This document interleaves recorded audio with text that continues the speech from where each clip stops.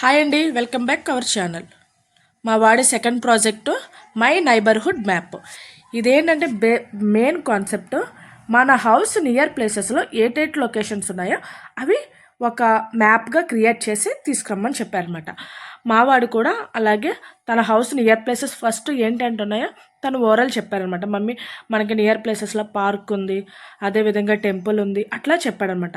అవన్నీ తను ఓన్గా అంటే ఏ లొకేషన్ అంటే లెఫ్ట్ సైడ్ ఏముందంటే రైట్, ఈస్ట్ ఏంటి, వెస్ట్ ఏంటి, ప్రతిదీ తన నియర్ ప్లేస్లో సరౌండింగ్ ఏముందో ప్రతిదీ తను ఎక్స్ప్లెయిన్ చేశాడు.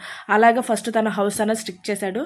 తర్వాత తనకి లెఫ్ట్ ఏముందో రైట్ ఏముందో అలాగే ప్రతిదీ హాస్పిటల్ కానీ టెంపుల్ కానీ అదేవిధంగా పార్క్ కానీ అలాగా ప్రతిదీ తనకి నియర్ ప్లేసెస్లో ఏమున్నదో ప్రతిదీ స్టిక్ చేశాడనమాట. ఇలాంటివన్నీ చేయించడం వల్ల పిల్లలకి క్రియేటివ్ థింకింగ్ అన్నది చాలా డెవలప్ అవుతుంది.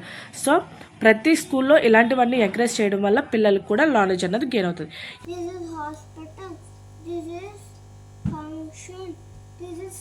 ఈ వీడియో చూసిన తర్వాత మీకు ఏమనిపించిందో ఒక లైక్ కానీ కామెంట్ కానీ చేయండి. Thank you for watching.